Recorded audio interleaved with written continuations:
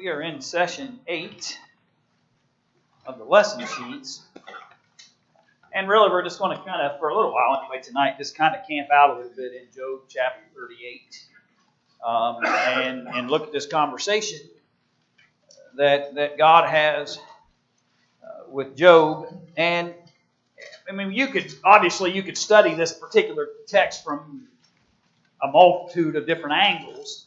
But the point of looking at these texts in this lesson is to illustrate the point that God has control over both the inanimate and the animate parts of our world. That when you begin to read this list of things that are described here in chapters 38 and 39, you'll appreciate that there's a whole host of things, and all of them are under the control of God. All of them are by His creation. All of them are by His design. All of them are by the established measure that God had determined. So let's do that this evening for a little while in our study. Let's look at Job chapter 38. And again, we'll just kind of camp out in this text for a while. This all comes on the heels of what particular moment in relationship to Job and God? What had Job been doing? Let me ask you that way. Okay, that's right, Pam. Job has been questioning God about why is everything happening in the fashion that it did. Job's a good man. And we see that from the outset of chapter 1, that the description of Job is he's a good man, a man of good character, a man of integrity, a man of faith, a man of commitment. You see that especially early on when even his own wife challenges him to, why do you hold on to your integrity? Just curse God and die.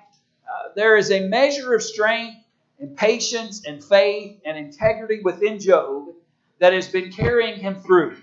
That does not mean that Job didn't have some questions along the way. It does not mean that Job didn't have some things that bothered him that he wanted some answers to. And so that's really what's happening here in chapter 38. God says, okay, Job, you've called into question my sovereignty. You've called into question my ability to govern the very world I created. I've got a response for you. In fact, God says, I'm going to answer you in what fashion? In verse 1.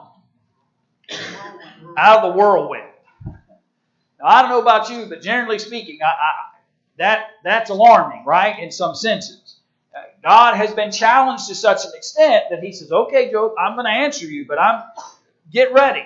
Because the way I'm going to answer and the things I'm going to answer to you are going to be as though they come from a whirlwind. So when the whirlwind's coming, you better get ready to hold on tight, because God's going to bring a lot of things to him. And what's the very first thing God does in relationship to Job in verse 2? How dare you, basically, question me? Who are you to question the Creator of all things? Who is this that darkeneth counsel by words without knowledge? In other words, be careful that we don't speak when we really don't know. Be very cautious that when we speak, we should probably know what we're talking about first. And we need to be very cautious that we don't begin to raise questions and challenge the Creator and make all kinds of statements as if we know, when the fact of the matter is we may not be as informed as we thought. And so when Job gets answered from the whirlwind, as God approaches him, the very first thing he says is, who are you to question me? Who are you to ask these words or say these words when you haven't considered the knowledge that is necessary? So get ready. Gird up now thy loins like a man, for I will demand of thee, and answer thou me. Job, you want answers? I've got some questions that'll lead you to your answers. And let's see if you can handle it. The first thing he says then in verse 4 through 7. Where were you, or where wast thou when I laid the foundations of the earth? Declare if thou hast understanding. Who hath laid the measures thereof, if thou knowest? Or who hath stretched the line upon it? Whereupon are the foundations thereof fastened? Or who laid the cornerstone thereof? When the morning stars sang together, and all the sons of God shouted for joy. God says to Job, be careful how you raise questions about this world and how it functions and how it works. Because the only one that was there when it happened is who? God. God the Father, God the Son, and God the Spirit. But the Godhead are the only is the only being that was present at the moment in which those foundations were laid and the corners were laid and the establishment of this world began. Be careful. Because sometimes when you're raising questions, you're actually talking to the originator. When you're speaking to God about how this world works and you begin to complain or challenge how it's working and how it functions and whether it should function in the way that it is, in context of our study, when we challenge the providential care of God, be careful. Because God may be telling me out of the whirlwind, Brian, where were you when I set all of these things in motion to provide for mankind? Where were you when I laid the foundations in the corners of all things that were created to establish order in this world? Be careful that we don't challenge the one who actually was there when the morning stars sang together and all the sons of God shouted for joy. What a wondrous creation. I can only imagine. Can you fathom this creation is being fashioned and formed? And the morning stars sing together and the sons of God shout for joy over the grandeur of what God has done. This world that we live in, though at times may confuse us and may challenge us, and we, like Job, at times may have a question or two about why certain things occur in the fashion that they do.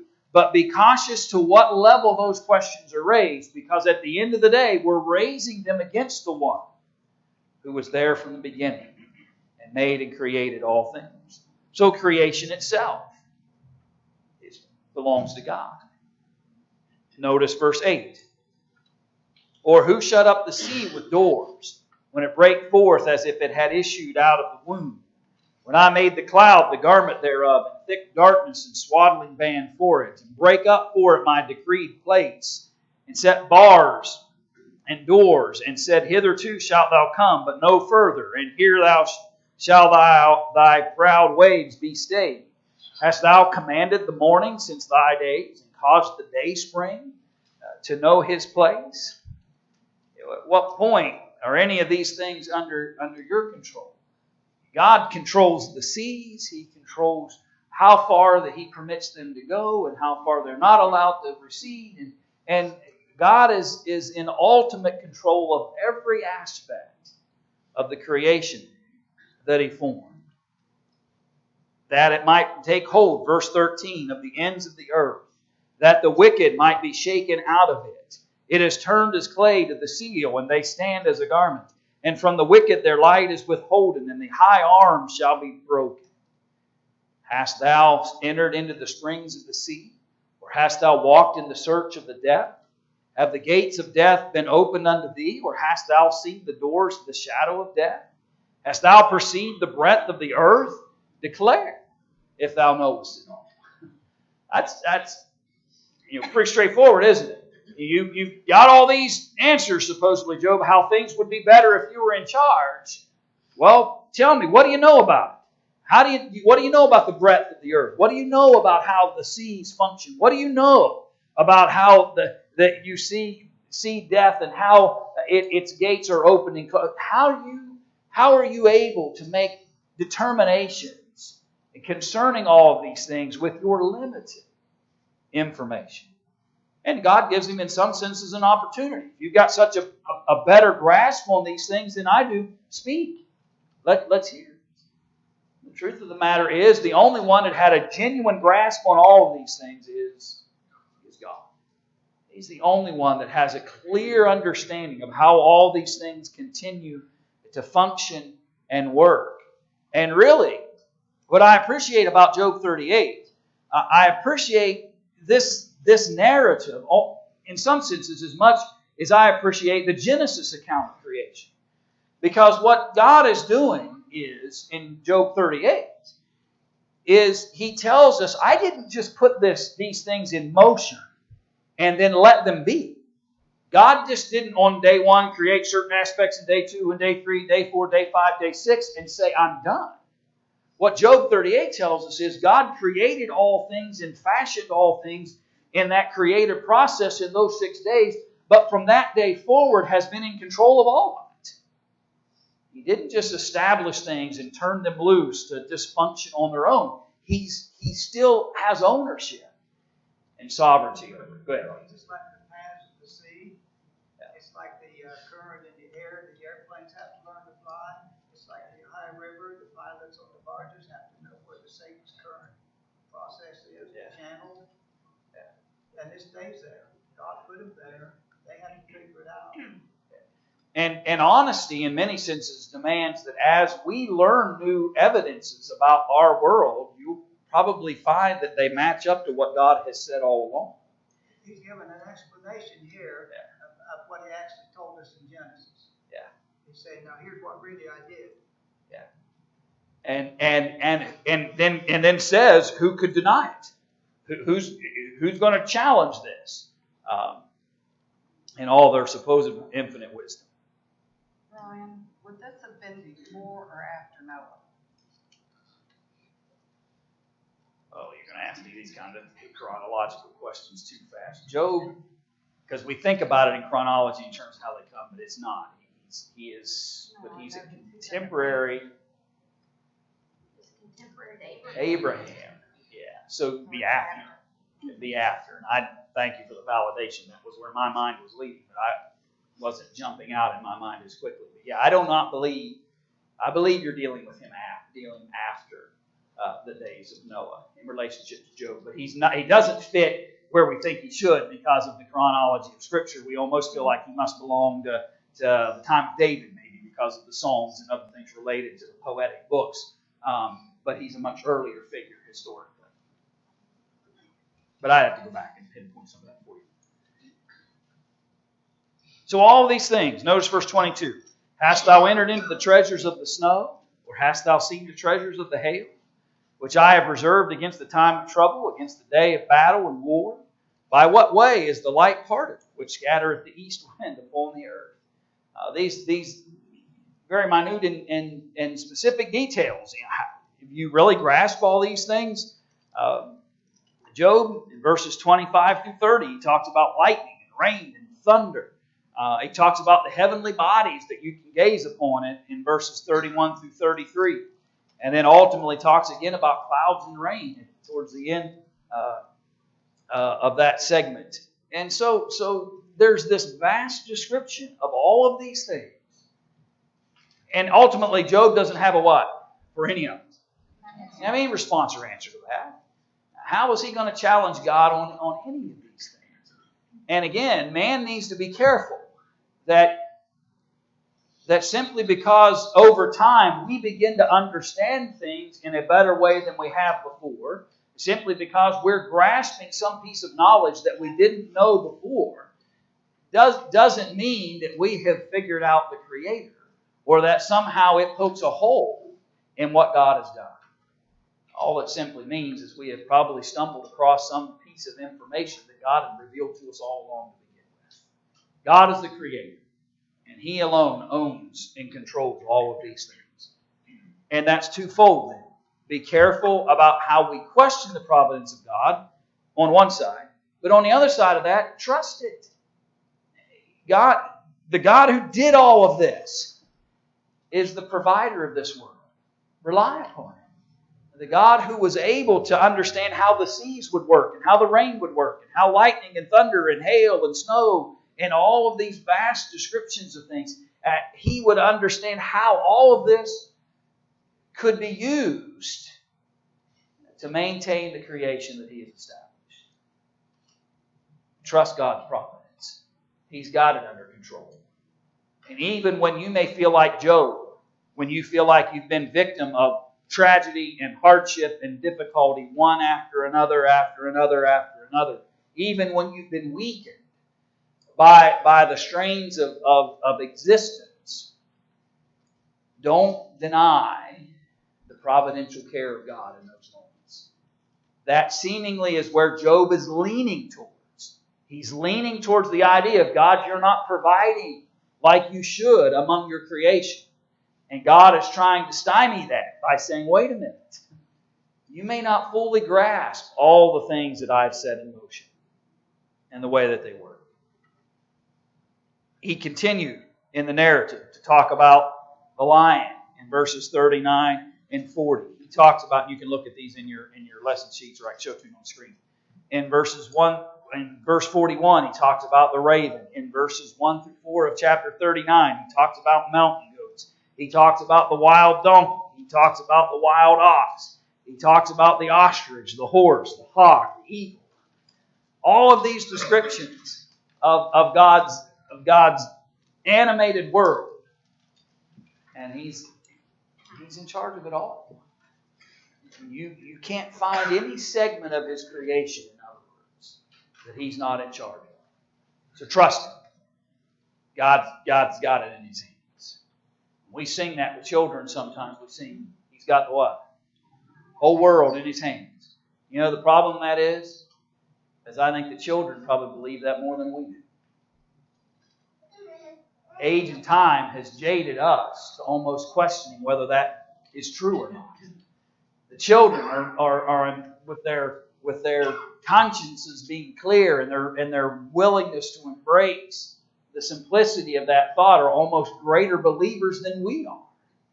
Because sometimes we allow for time and circumstances and difficulties to begin to think in our minds that God doesn't hold the world in His hands anymore.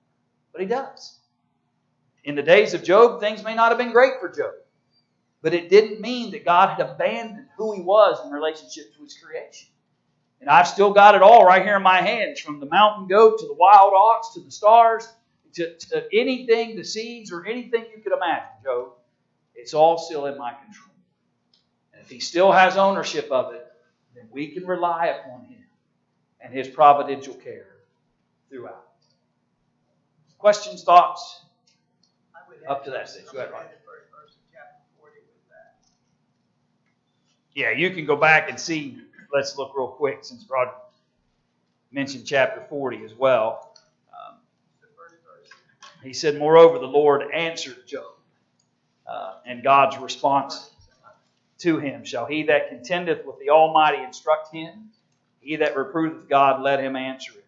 Here's a part, maybe too, that we need to appreciate. Then Job answered the Lord and said, behold, I'm what? I am vile. What shall I answer thee? I will lay mine hand upon my mouth. You know what?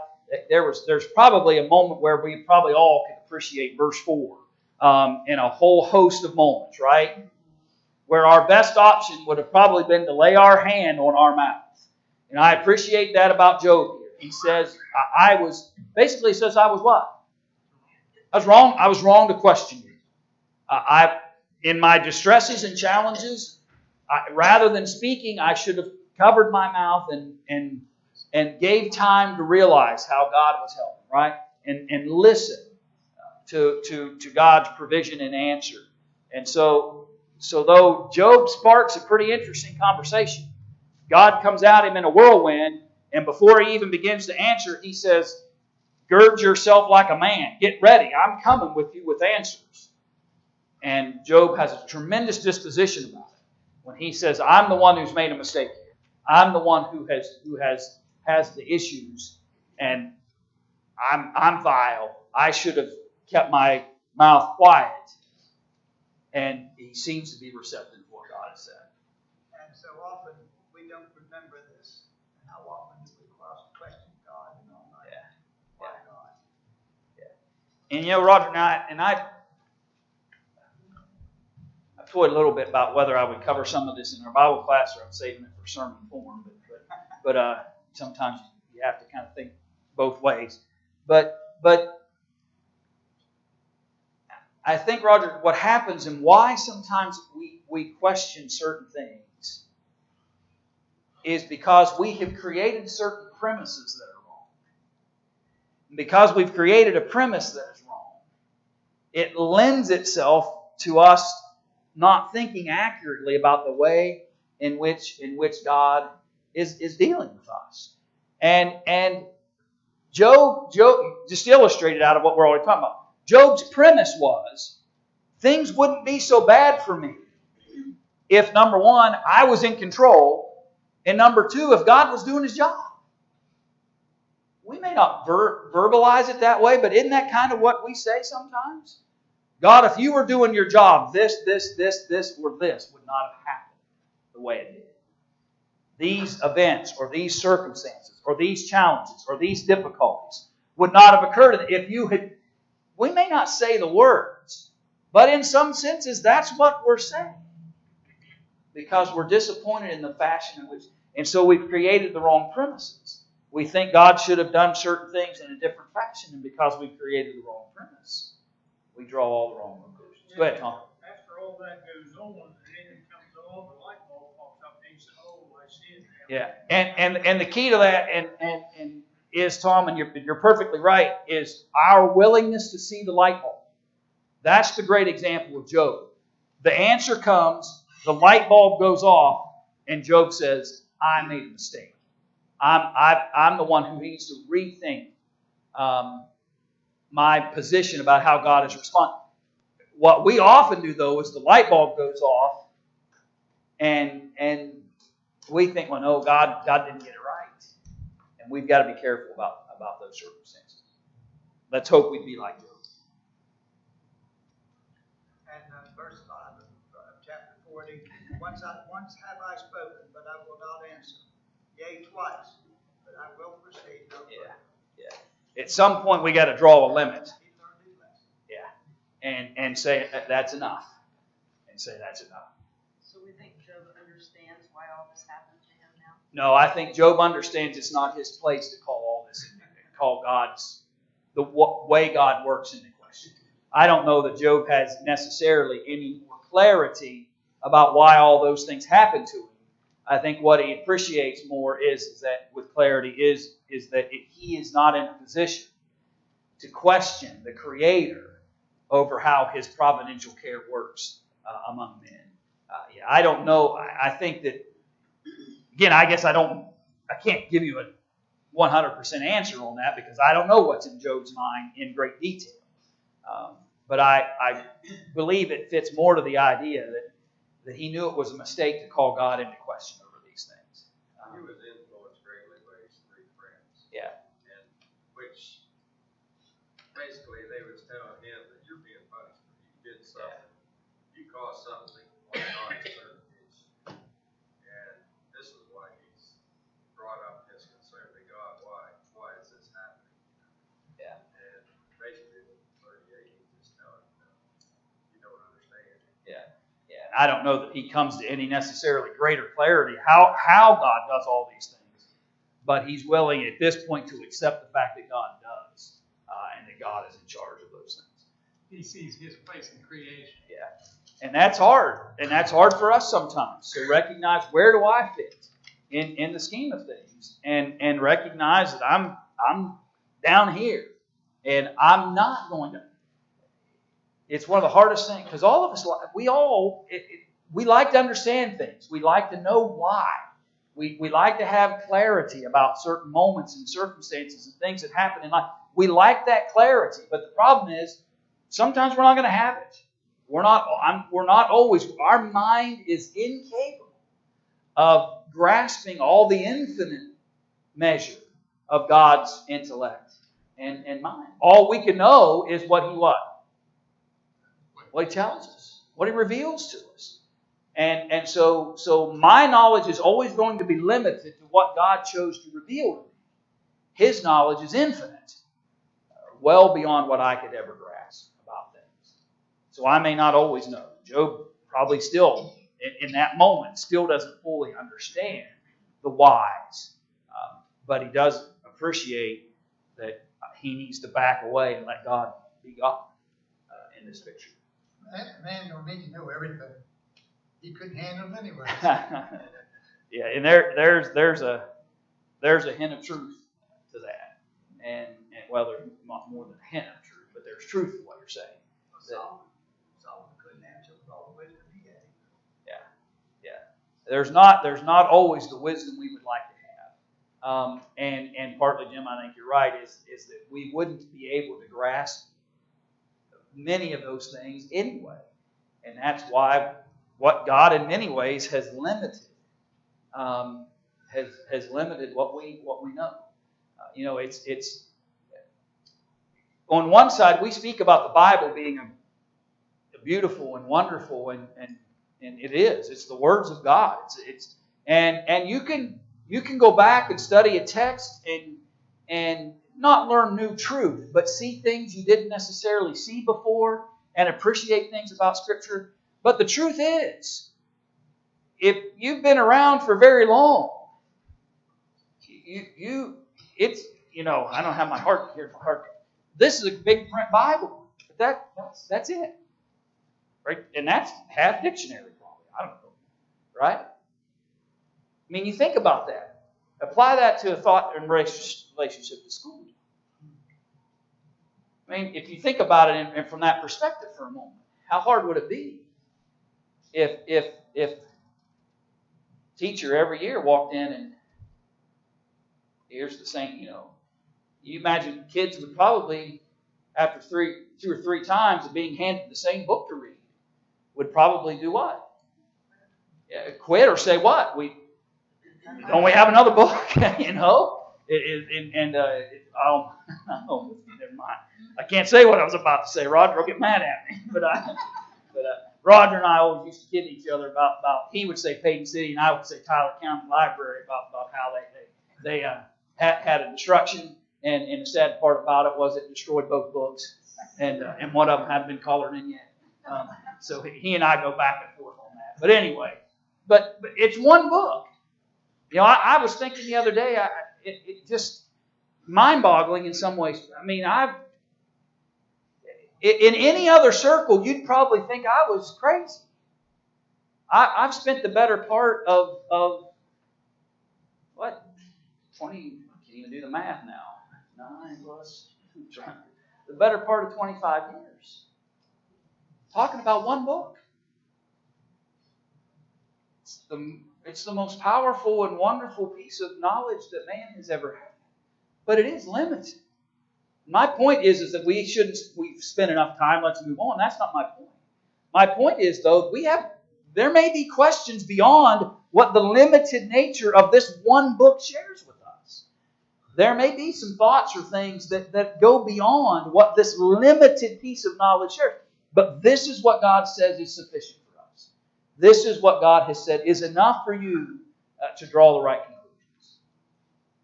But it's narrow.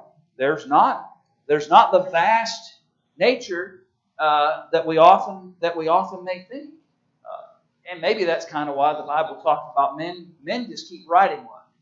They just keep writing more books. And when you've exhausted that set of books, you just write another set of books. And we just keep penning more and more thoughts where God didn't do that. God created a limited knowledge that He wanted to reveal and said, this is what I want you to do. This is what I want you to do. Man comes along and tries to change things. He just keeps getting himself in more trouble. Yeah. You think about that, Jim, and we think, well, wow, why doesn't God tell us more? Why don't we? Why isn't there volume 2, volume? You know what I mean? Why isn't there like an encyclopedia where there's just volume after volume? But imagine how hard it would be to try to draw any kind of clarity of what God wanted if what He had revealed was volume after volume after volume. You ever tried to look up anything related to our laws? Good luck. Computers have helped because you can research in a little quicker fashion with computers than you ever. But there was a day where you'd have to kind of figure it out, and there would be shelves and shelves and shelves and shelves of books. And you would have to look and look and dig and dig and dig to try to find the answer to maybe one simple question, legal question you might have. God simplified it for us. He limited what He needed to share with us. And we should simply trust in the knowledge that He revealed. It's enough. Yeah, it's enough. That's right. If that's what He revealed, it's enough. It's enough to get us where we need to be. All right. Let's move on. Let's flip it over to section 9 if you have your lesson sheets. And again, I can show it to you on the screen as well.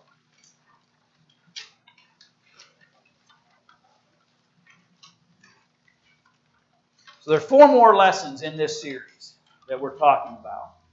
And he's going to break down, Jason breaks down these last four into four different parts that kind of help us appreciate areas in which God exercised His providence to get to the results that He was desiring from certain things. And He does that by first doing the Hebrew nation, His direction of them as a people. And I'm going to show you that. I said I would.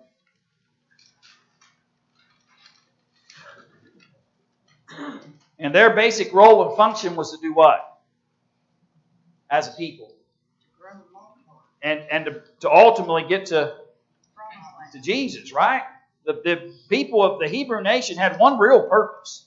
And that was ultimately to have a lineage that would ultimately produce the seed that was Jesus. And so we can learn some things about God's providential care by examining that process of time as He guides the Hebrew nation to ultimately bring the Redeemer.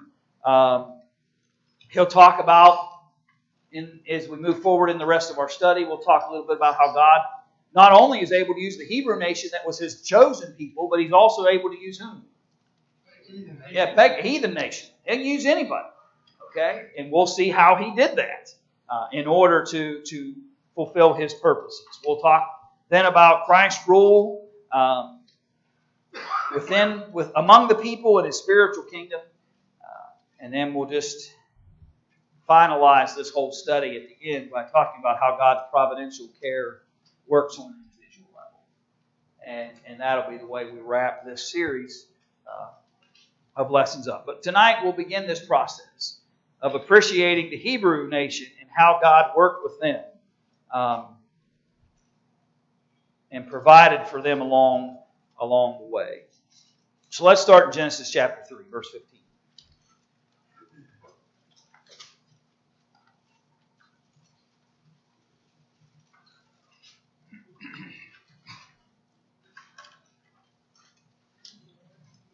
There's ultimately a challenge that's going to happen. And there's going to be this struggle over mankind, really between God and who? Satan. He says, I will put enmity between thee and the woman, and between thy seed and her seed. Okay. Ultimately, how is He going to accomplish this? Through Christ. That's the seed He's referring to. It shall bruise thy head, and thou shalt bruise his heel. You don't want any kind of wound, but if you had to choose between these two, which one would you accept? Heel, right? You'd feel much more comfortable probably having a bruised heel than you would having. And the implication of this is is he going to have some victories? Yeah. Physically speaking, what kind of victory is he going to have over Jesus? Yeah, he ultimately is going to be able to lead and influence people to put Him on a cross and have Him crucified.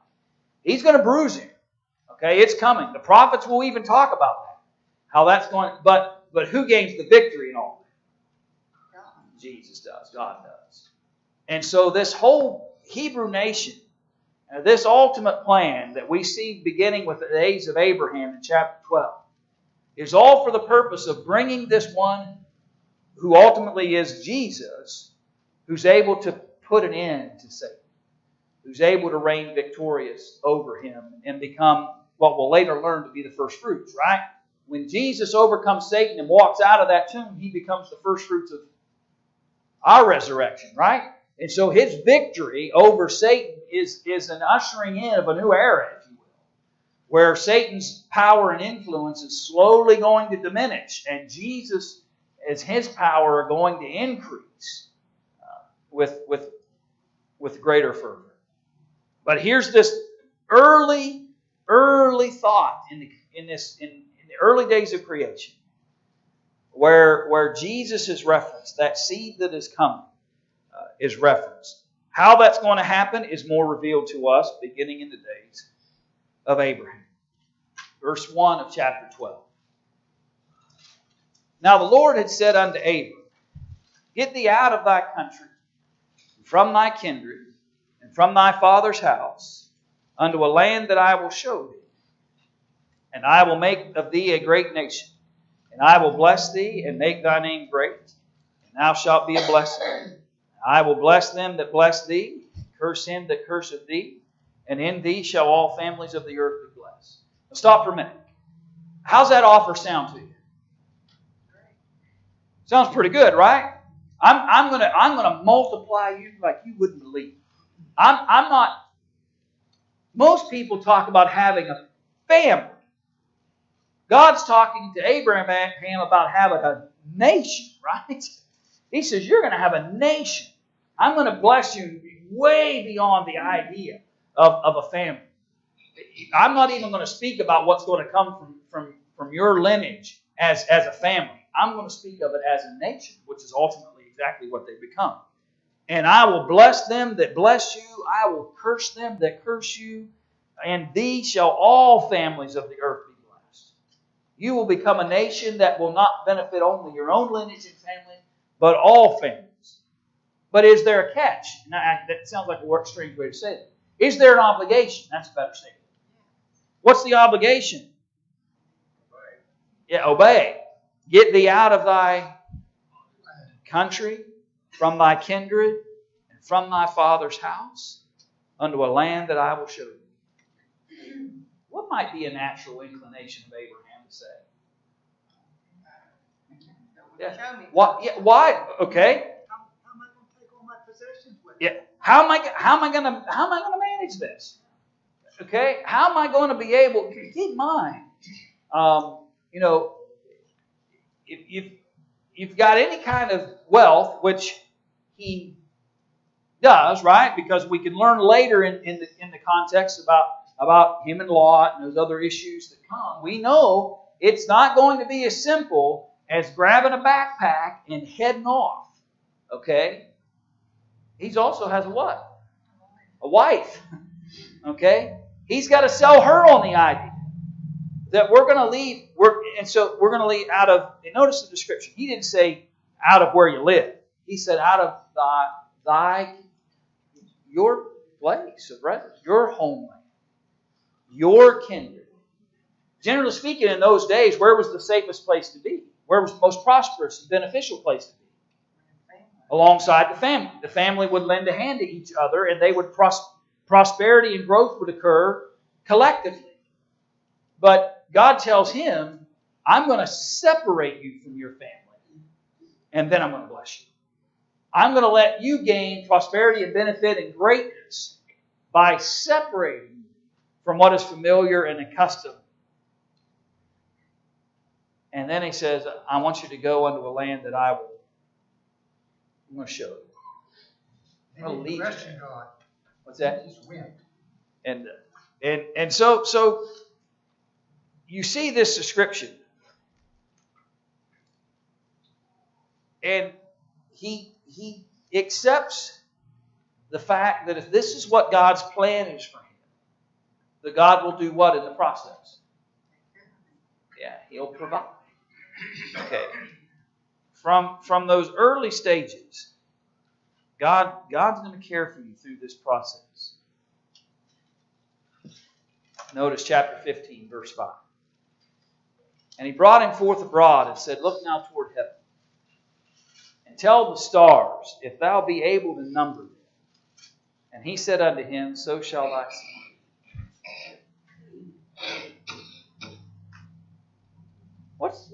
Is there any issue with that notion?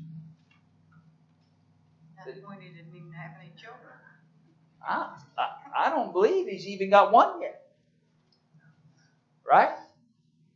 And God just told him they're going to be, look up in the sky there, Abraham. Start counting the stars. We sing sometimes, can you count the stars of Eden? What's the answer to that, by the way? No. No, I can try. Okay? Not this past time, but I think you can see not Haley's comet, but the meteor showers. I think recently you can see them again. The time before that, the boys and I went out, and probably anybody driving by our front house probably thought, "What in the world?" Because I'm laying on the sidewalk and outside trying, because it's too hard to do this the whole time. I just laid down on the sidewalk and was looking up And it was interesting because I began that thought process.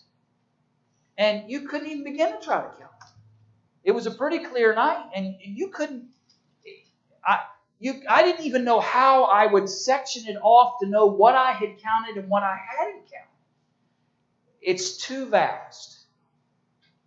You talk about a fellow who's going to have to trust the providence of God and the care and provision of God, who tells him you're going to have to leave everything that's comfortable and normal to you, Abraham or Abram, and you're going to have to go to a place that I'm going to show you. And then he takes him out and shows him all the stars and said, before he even has one child, I'm going to make your heritage like the stars of the sky. Verse 13. And he says unto Abram, know of a surety that thy seed shall be a stranger in a land that is not theirs, and shall serve them. And they shall afflict them 400 years. What's the reference? Egypt, right? Talk about trusting God. I got to leave my country. What's familiar? I got to leave my kindred. I got to do all this to gain what He tells me is a moment where when people bless me, they'll be blessed. Curse me, they'll be cursed. And I'm going to have this great nation that's innumerable like the stars of the sky. But now you're also telling me that once this nation gets founded, it's going to have a moment in its history where it's enslaved in a stranger's land. What would be the temptation of Abraham? I don't know about this, right? Do I really want to create and start the process of a nation that's part of its history? That's going. Abraham's tests of faith were not just on a hillside with Isaac when he was a lad. Abraham's tests of faith came much earlier than that. Will you leave your country and your father's family, and will you go to a country I've shown you? Will you trust that I'm going to make your nation as numerous as the stars of heaven, but there are going to be some hardships along the way, including a 400-year period where they're enslaved in a stranger's land? Are you still willing to trust me, Abraham? It's more of a challenge than we realize. Also, that nation whom they shall serve will I judge, and afterward shall they come out with great substance. It's quite an 2 million people. rough estimate. Some say as many as 2 million people left Egypt, growing so prosperous and so large in numbers that it began to cause Pharaoh some pause, which created his ridiculously horrible answer to try to thin the population of those people. Even within the bondage, interestingly, God says, and also that nation whom they shall serve will I judge, and afterwards shall they come out with great substance. Abram, you're going to have to trust that there are going to be some difficult times, but there will also be some answers that you may not expect.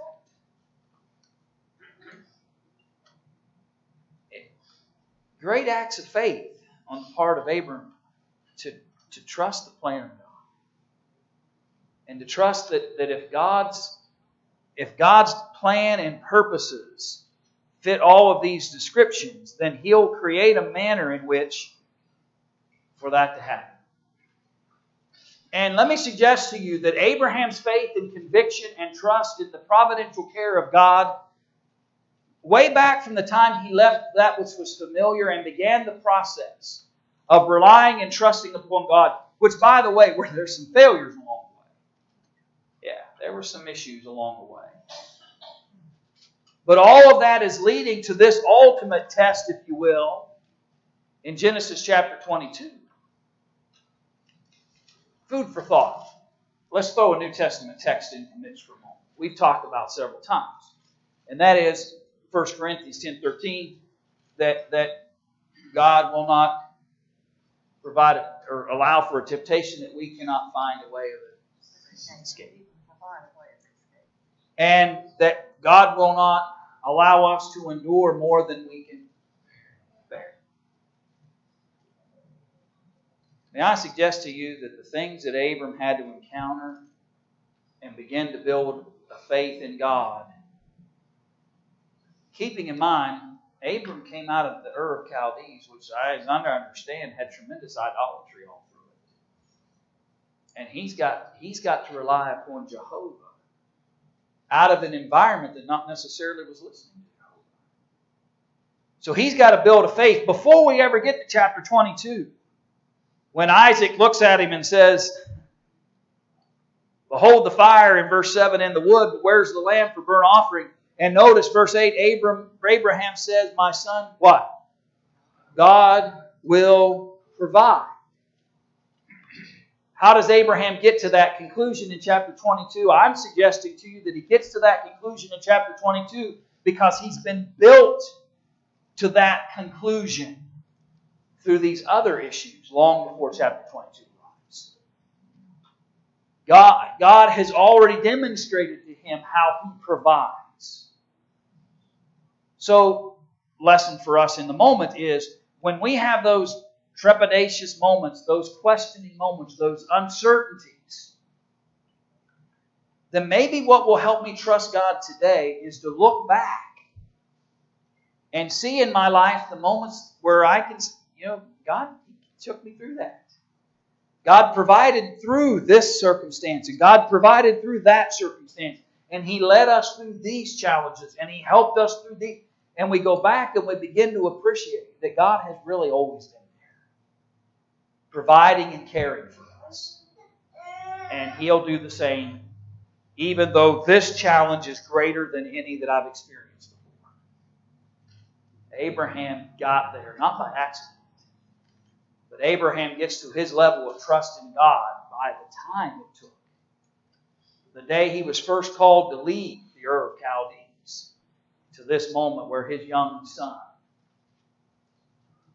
is with him here on the mountain.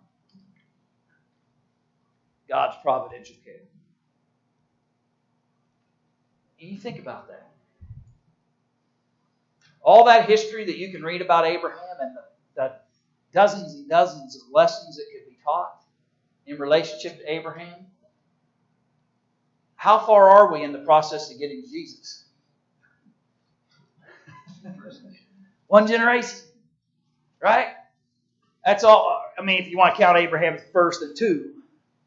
But that's all we've made it.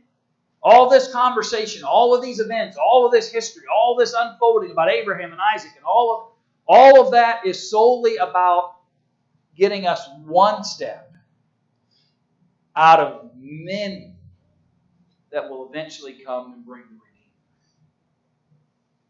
But maybe for us the lesson is this. When we appreciate how God's providential care over Abraham, from the moment He asked him to do this to the moment he continues that path, all of these things are detailed for us to help us appreciate that when God determines to do something, He'll take care of the details and the things necessary to accomplish it. And we learn all these things about Abraham and Isaac to help us appreciate it. Look at what God has spent all this time, energy, and effort to make sure all of these things related to Abraham and Isaac fit just as perfectly as they needed to, and then drop the ball somewhere else down the road. No. It's there to help us build our faith. That if God was able to accomplish all that from the beginning, He's not going to drop the ball later. He's not going to stop the process. Okay. Lord willing, we'll come back and probably finish session 9. We've got time, so we're not in no hurry. We've got basically two more studies this month, and then the rest of September. So we've got time to finish the material. Good. What's interesting here, he asked Abraham, he said, "Can you count the stars? What did you ask God? Can you count them?" That's a great point. Yeah, it's great. He references the same kinds of things to lead both of them to an understanding of what God will